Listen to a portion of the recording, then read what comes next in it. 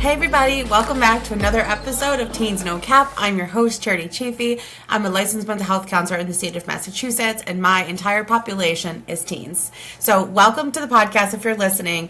I created this podcast to be a resource for clinicians who are working with teenagers and for families who are raising teens, in hopes that we can create a stronger network together and a stronger community and raise awareness and understanding both in treatment and at home. So thank you so much for listening today. I hope you enjoy the show.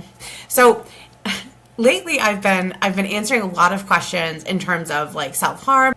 I had a client the other day who basically asked me if coping skills work. And I think that's a really interesting question because it's very nuanced and it absolutely depends on how and why. So I'm going to back up for a second and I'm going to talk a little bit about some of the cases that I have been hearing about in my consultations and cases that I've been chatting with other providers about, and just to give you a little bit of backstory. So as a clinician, I do specialize in working with teens, but I also specialize in working with high risk or treatment resistant teenagers. And they're typically the teenagers that have been in and out of different treatment facilities. They've been in and out of IOPs and PHPs and inpatients and whatever. And really by the time they get to me, there's already been a lot of work or trauma being done. And there's also been a lot of different systems that they feel like have failed, providers they feel like maybe haven't been listening or haven't been what they needed. And some folks that have probably taken on more than they can chew, but I know it's hard to understand when you initially like meet someone and have like your first consultation or they're admitted to a program. So one thing that's been coming up a lot is when you get those teens in session, there feels like there's this pressure, this rush, this push, this I have to save them, I have to whatever. And then I think a lot of clinicians and a lot of like parents jump into being like, I just want to fix it. I want to make it better. Here's a list of coping skills. Here's a list of things you want to do. You're no longer allowed to use your previous like skills that you have been depending on. And I want people to pump the brakes when that is happening. And I want people to truly understand that in order to treat something that's happening, we have to understand root cause. And if we're taking away substances and self-harm and any of the other pieces, then what we're really taking away is their ability to cope. And so when I talk about coping skills, I often will talk about -10 and +10. And -10 in a majority of my cases is death, right? And that is the thing that's like the worst thing that could happen. We like don't want that to happen. Some of my teens do make jokes about how it's actually the best thing that could happen. We have to sit with the dark humor as well because it's part of it. But for the most part, when we're filling out this scale, we're filling it out in a -10, +10 way. -10 for the most part is death. And obviously a lot of kids that are high risk and using substances and using other high risk practices, they have already been in like the SI spaces. They've been self-harming. Like there's lots of different ways they're trying to cope and get through it. But the reason I like to do a -10 to +10 is because I feel like when we're talking about coping skills, we have to also acknowledge that adults also make unhealthy choices or choices that don't align with our future goals. And if we're only ever talking about coping skills on a scale of, let's say, 0 to 10, we're only really talking about like the positive coping skills or the ones that are good for us or etc. And I really want to, when I'm working with a teenager, especially, they're at the point where they're going to be 18 in a couple years, and I want them to understand not just the access to the positive coping skills, but how all of this fits together in this grand scale. So I will often do a -10 to a +10, -10, like I said, most of the time being death, and +10 being like best day ever, best day of their life, couldn't have gone better, right? And I want them to see the full range of human experience and to acknowledge the fact that adults make bad choices sometimes. We also choose coping skills that aren't so great for us, that don't align with our future goals, that don't get us where we want to be. And I don't want to discount the real outcomes and consequences of the choices that we make, whether positive or negative, right? And so when I'm having a kid fill out the scale, we are talking and we are combing through what would, for a lot of people, be like minute behaviors, right? And we are working on putting them on the scale of level of impact they have on their life. Sometimes we do talk a lot about like what the help was with that skill. And we also talk about how long that lasted, right? So classically, right, if you have someone who's self-harming, oftentimes like they work up to it, they self-harm, and then like they might feel good for a couple hours, they might feel good for a couple days, but it's not necessarily something that's going to be like long-term lasting. And that also ties in with the idea that coping skills aren't going to fix what's happening, right? Like, it's not that if you're feeling really squirrely and weird about a situation that you do a coping skill and all of a sudden problem solved, it's fine. That is not a coping skill. I think that that's not the role of a coping skill, is to like make the problem go away, right? I think as a society, we have this like perception potentially where, oh, we do a coping skill, it's supposed to be fine, but why don't I feel fine? That means my coping skill failed or something's wrong with me, but that's actually not the case at all. So when we're talking about -10 to +10, the reason I like to put that out there is because as an adult, eventually at 18, they're going to have a lot of access to different choices. And I want them to understand how those things fit into their life, and I want them to understand what choices they would even have access to. So for instance, when you are an adult, you might have a night out with friends and you might get a little too drunk. That might be a -1 on that scale. You might have a day where you're super like busy, life feels like shit, everything is garbage, you schedule a tattoo appointment. You might have a day where you're like, I just need to like get laid and go out and do this, and I'm just gonna go have sex with a stranger. For some reason, when someone hits adulthood, all of those things are their choice, but we don't talk about that when they're under 18. And of course, again, I'm not over here condoning that they should be like doing things illegally. I'm not condoning that they should be having last minute hookups. I'm not condoning any of that. But I think that when we're talking in therapy, we can't always talk about this is the be all end goal of stuff, because we have different goals in our lives. We have different things we're okay with. We have different tolerances that are built up. So when we're talking about coping skills, we really want to pull apart all of the little tiny things that are between the -10 and the +10. And we want to understand those coping skills in relation to other skills, right? So if you have someone who is, let's say, for instance, using some substances, also self-harming, using high-risk sex practices,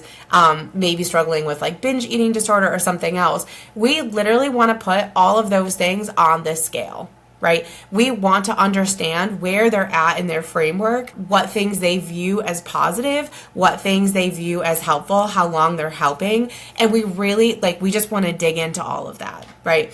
And I think what I'm talking about, like self-injury, I'm talking about those high-risk behaviors, as a provider, my first instinct when someone tells me they're self-harming is not to just offer a coping skill, right? Like, we need to get so far away from that, because if you have not adequately assessed someone and assessed that behavior and spend time really understanding it, you're literally just putting a Band-Aid on like a gushing wound, right? And if we think about the medical model in terms of medical care, in terms of surgery, in terms of everything else, you are not going to offer surgery after you've met someone 3 minutes ago because they think they have like a tumor or something, right? You are going to go through a lengthy medical process to understand and diagnose and to get testing done and to make sure that the care you're giving is like very aligned with the actual symptom root cause that they're experiencing, and not just this like, let's just Band-Aid it. But as a society, we're just like, oh, if you're having thoughts of this, let's just slap on a coping skill. It'll be fine. That's not how that works, right? So I understand that when you're in a session and you're talking about self-harm and a kid brings this up or a teenager brings this up, there is a panic that a lot of providers feel when someone has like said that, either because they're worried about liability, they're worried about like, what does this mean in terms of having to tell parents? What does this mean long term for them, right? Like, how do I save them from this, right?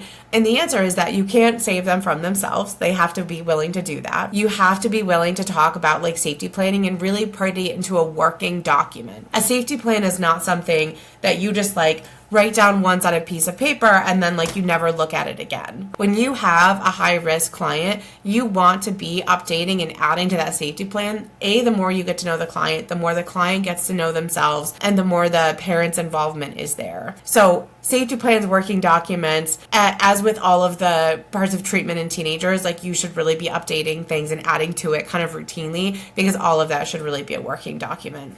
But to go back to what I was talking about, a lot of clinicians absolutely panic when someone has told them this. And they're like, oh, like you can't cut anymore. And, you know, I'm going to have the parents search your entire room and take everything away. I'm going to like, you know, you can't be unsupervised, right? And that could be relevant.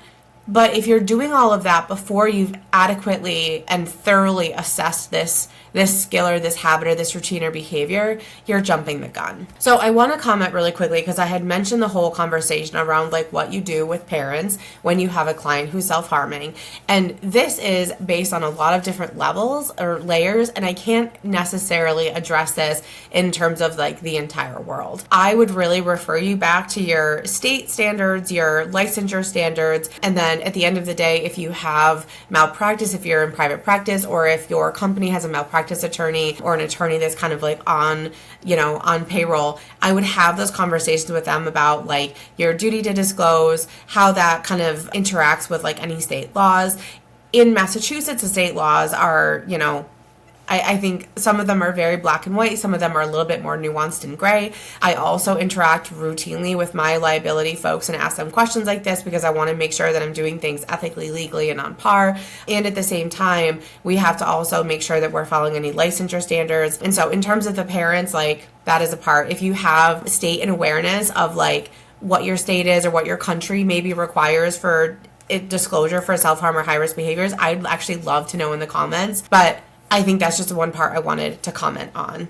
So when we're talking about like that disclosure and a kid tells you, finally a teen tells you in session, like, oh yeah, like this is what I've been doing. The biggest thing you want to focus on is to be curious and to not reintroduce shame. And one of the feeds that I had commented on earlier this weekend and was kind of chatting with people about in terms of consultation is that there are so many times in treatment where a kid discloses something and there's this huge reaction to what happened, and then like their life changes really fast, their restrictions are put on, there's this, there, whatever.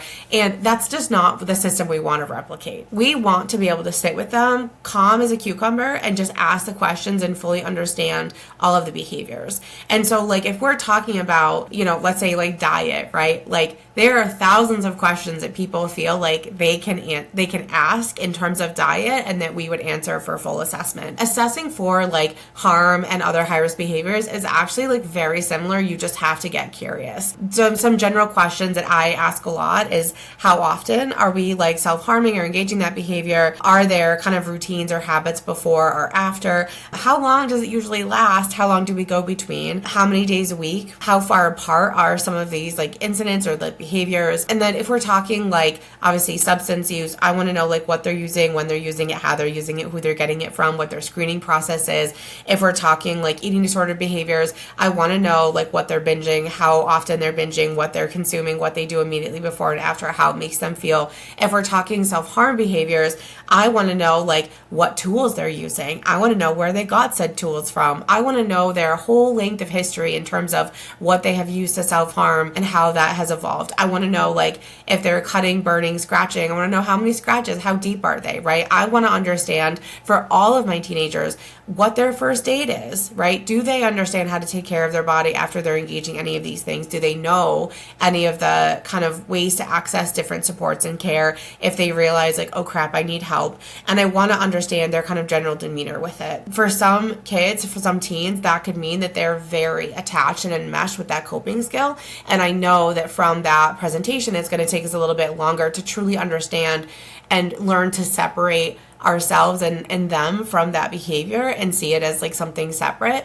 And then I have other people who just like, use a variety of things and aren't necessarily attached to one specific thing, but they like, they will use a lot of different things to cope. And the thing I want to point out here is like, I would rather a kid is coping. I'd rather a teenager is coping than, not cope and potentially like attempt or complete suicide. And so when I look at my -10 to +10 scale, that is really what I'm talking about. Like if the -10 is death, anything above that is a positive, right? So if I have a kid who's like actively cutting or is engaging in high-risk sex practices or like using substances, those are all things that are still like better than death, right? And so I use that lens to help them really understand that like I'm trying to like decompartmentalize and kind of like reduce the stress load and the shame load around those behaviors. I'm trying to showcase the fact that there is a lot of strength in like seeking services and talking about it. And again, I'm not asking them to give everything up in the session.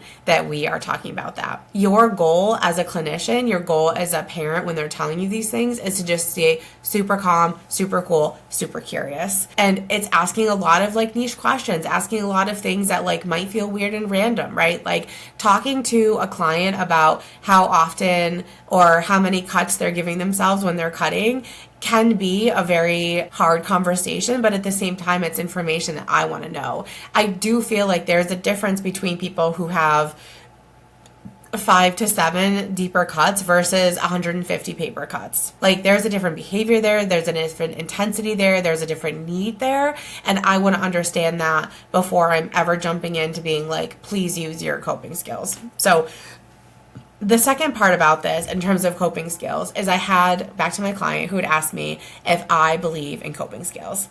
And I think that was such an interesting question because as a therapist, I understand that part of my job is to like teach coping skills, right? Like we talk about it, we teach it, we do it, we live it, and I think that coping skills are things that often evolve over time. So the same coping skills that I used when I was a teenager are very vastly different from the coping skills that I utilize as an adult, and the things that I have access to have shifted. And so I think that coping skills, again, are kind of like a working situation and being able to recognize and acknowledge how choices we have make us feel and how they impact our life.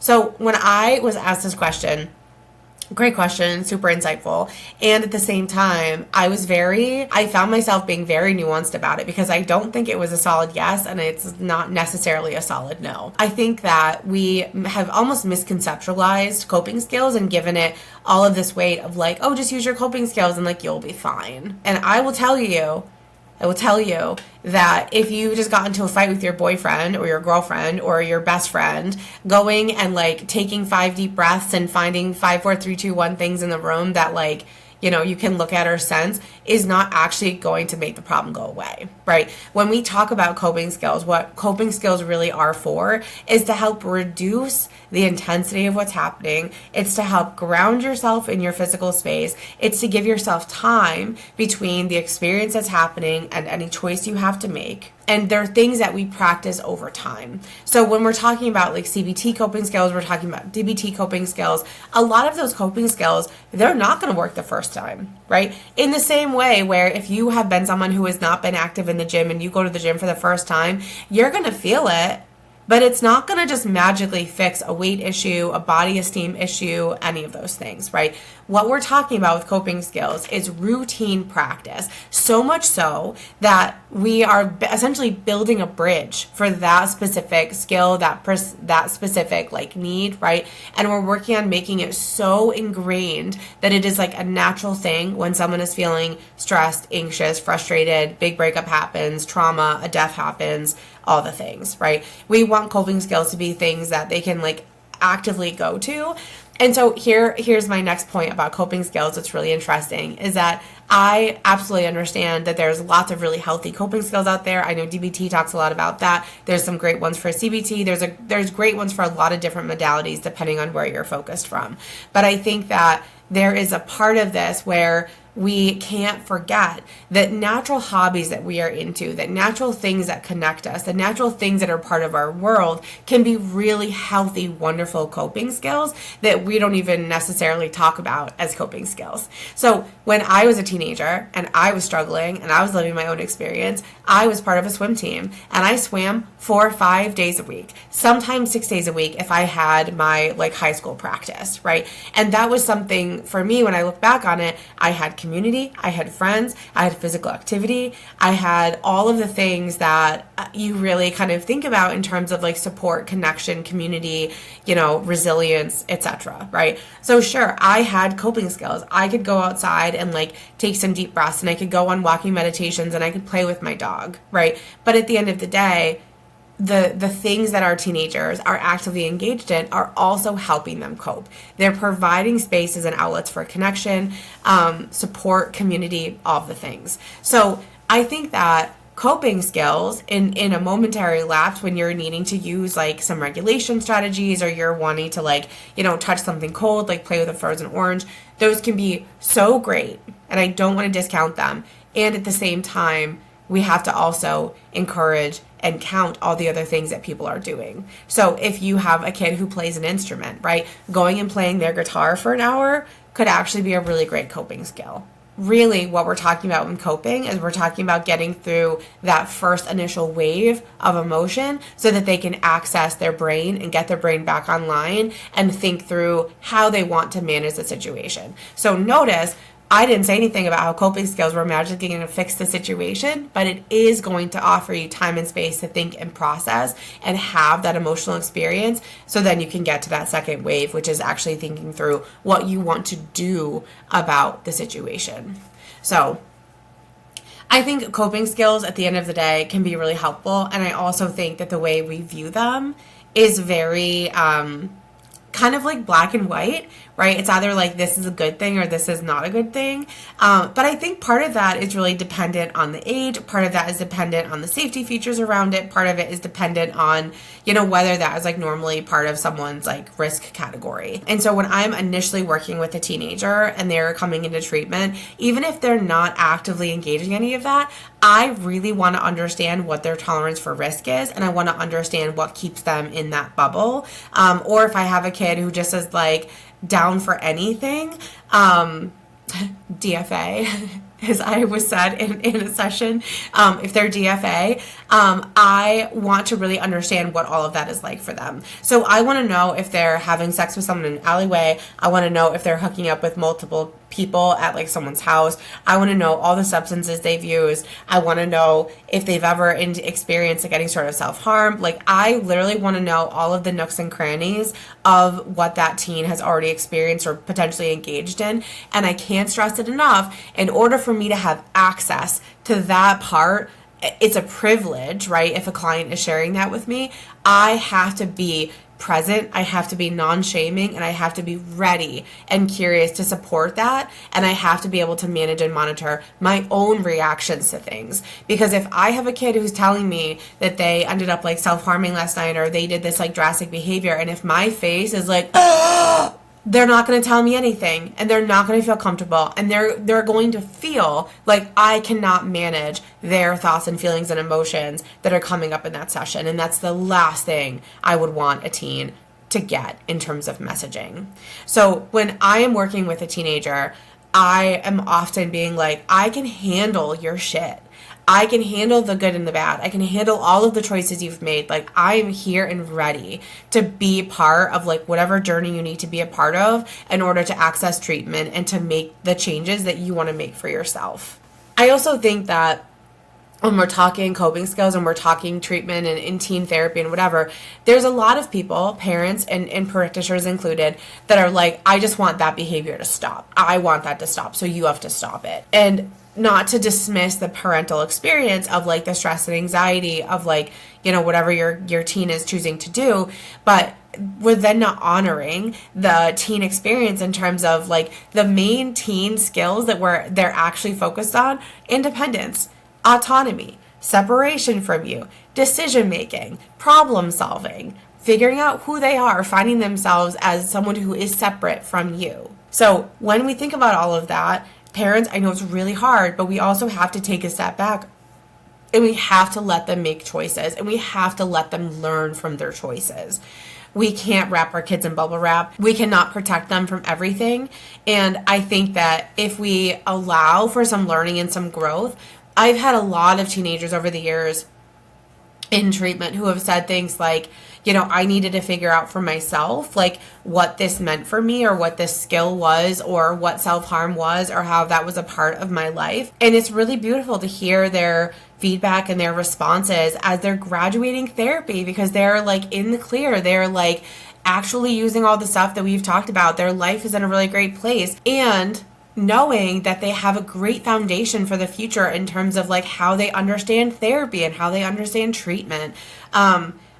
And one thing that I'll put in here too, because I'm big on the harm reduction part, that is like the main lens that I use, is that harm reduction, one of the key philosophies that we're acknowledging, right? We are acknowledging that there are real harm, real consequences that come from people's actions and the choices that they're making, right? And I'm not going to shield my teen clients from that and just like tell them that everything is all the time going to be okay, right? Because the reality is that we're going to make choices that impact us. We're going to make choices that impact our families. We're going to make choices that impact our friends. And the easier or maybe more support they're going to get in learning that lesson is when they're teenagers living at home in their space with their people. If they're in a res program, if they're with parents, all of that gives you an opportunity as a parent to offer thoughts and suggestions and feedback and to listen from genuine curiosity. The other part of harm reduction too, though, is that we have to acknowledge that we can't control someone else's choices, and that even if we think that, like, let's say self-harm is like a bad choice for someone, that could actually be a great choice for them in the moment if it's between that and like an attempt. Right? Like I said earlier, I would rather a client is cutting or engaging in another behavior than at the point of like, I'm just going to kill myself and have it be done. So I'd rather they use that scale. But I also think if we're talking about the -10 to +10 scale, I want to focus on how do we make this 1% better? How do we make this skill 1% better? How do we make this situation 1% better? What is like the little tiny things that we can grow and kind of absorb as we do it? That's going to help us like have a strong foundation for the future. I don't know if you've ever read it, but there is like I think it's called like the 1% rule or something. And the guy basically, he's I think a self-development guru, but he talks a lot about how the 1% changes that we can consistently make are actually more indicative of long-term success in something than when we make a 50% chance or 100% chance or whatever. We know that it's really hard to cut something cold turkey, right? We have that data. Can people do it? Absolutely. But we know it's more challenging. And so when I'm in session with a teenager and I'm in session with a parent and we're talking about high-risk behaviors, I'm focused on what is that 1% that we can shift to really like make consistently so that it's 1% better. And if I'm talking harm reduction, I'm talking self-injury, with a client, I am talking about first aid. I am talking about recognizing when someone might need stitches. I am giving that information and we're discussing, we're talking about it, A, to further understand their tolerance, but B, to also let them know that like, there are things that you can do that are just 1% better. I'm not asking you to quit doing whatever you're doing right now, but can we talk about what 1% better would look like? And it's very interesting to me in all my years of practice how open, honest, and on board teens are when we talk about how can we make this 1% better? Where do we need to go from here? And I'm not just coming in saying, you can't do this, you have to stop cutting. That is the quickest way you will lose them.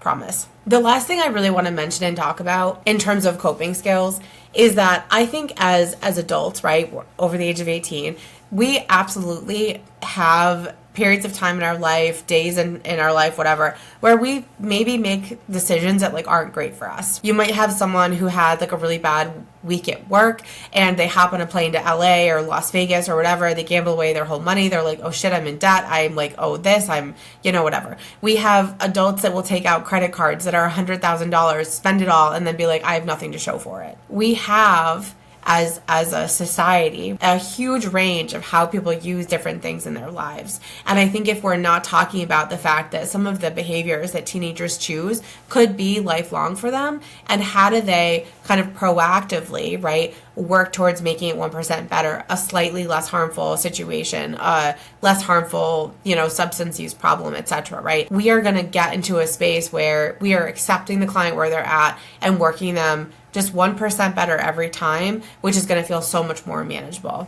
There are a wide variety of adults who are still actively using self-harm as a coping mechanism, and I don't think we talk enough about that in terms of, development and needs and whatever. And it's really frustrating because most adults that I've talked to who are self-harming, they start therapy and immediately their therapist is like, oh, you're borderline because you're self-harming, and that's the only place that self-harm exists in the DSM. And imagine being someone who maybe is like highly functioning, has a family, doing all this stuff, like living a life that they might feel really good about, and then they're slapped on that label after the first session because they present with some self-harm stuff. We need to be so careful about how we're talking about this and how we are responding to people who are showing up to session being like, this is something I'm still doing. I know when I was a teenager, a lot of people said, oh, like, self-harm is just something that exists in the teen world. It's just something that people grow out of. But the more that I dive into this community, the more that I research different things, the more that I'm talking and reading about adult experiences with self-harm, it's actually much more present than we'd ever give it credit for. But a lot of adults don't want to talk about it because they're worried about the shame. They're worried about people thinking like less of them, even as an adult who is actively self-harming. So there is a real possibility when we're talking about behaviors that teens present with that they could end up continuing those behaviors, right? And when we're talking the harm reduction lens, that might be the 1% better is going a day longer. That might be, going a year and then having a relapse, right? That might mean that we are experiencing this thing. We're deciding not to do the thing right now, but in a week we will do the thing. And I think we have to recognize and acknowledge that if we're delaying it even just a little bit, that is progress.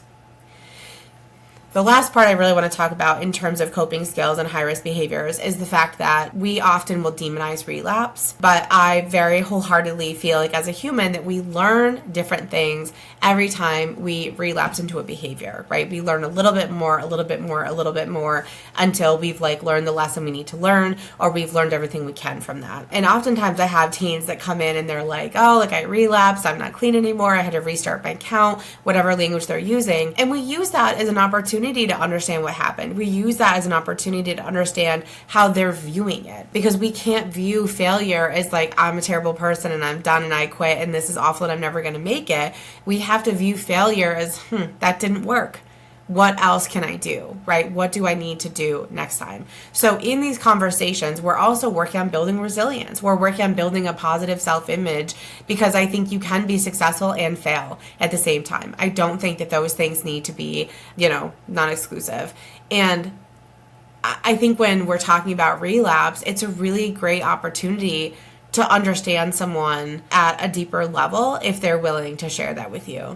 I very much feel like when I'm getting information and I'm talking in session with my teenagers that I am sitting in privilege, because they have entrusted me with information, with stories, with experiences, with history. And I think that if we look at teenagers, right, as separate individual human beings with stories and with understandings, with experiences, with choice, then we can also sit there and say, it is a privilege for your teenager to let you in, right? It is a privilege for you to have information about how your teen is experiencing different things. It is not a requirement. And you as a parent, you as a clinician, I very much hope that you have the relationship with your teenager where they will tell you things and they will talk with you. And I think when we view it as a privilege, we view it as something that we have to consistently work on and engage in. And then it's not just given and granted and etc. Teens require and deserve support and love and acceptance and curiosity and minimizing shame and other sorts of responses to things, and they're still learning, growing young humans who need guidance and support and love. So I know we've talked a lot about a different thing today. I'm kind of rambling, so I will log off, but I hope this was helpful, and I would love to know kind of what you got out of this, or if there's anything that you're kind of thinking about more deeply. I'm going to do a lot more podcasts just on this stuff too, but today was a solo pod, and I was like, these are all the things that are on my mind, and these are all the conversations I'm having in supervision and consultation groups, you name it, it's there. So if you're a parent and you're parenting a teen and you are interested in getting more information on this, please feel free to join my Facebook group on Facebook. It is free. I do host some parent get-togethers and other sorts of supports and trainings. And if you are a therapist who's working with teenagers and you are not yet part of our Facebook community, please hop on over there. You can also visit www.teensuncharted.com. Hop on the mailing list so you can get all the recordings, anything that's coming from the group. I'd sure love to have you on there. And keep your eye out if you are someone who works with teenagers. I am launching something huge soon, and I cannot wait to announce it. So for today, I hope you have a great Friday. Have a good weekend. Please drop your thoughts below. Don't forget to follow, subscribe, and I will see you next week.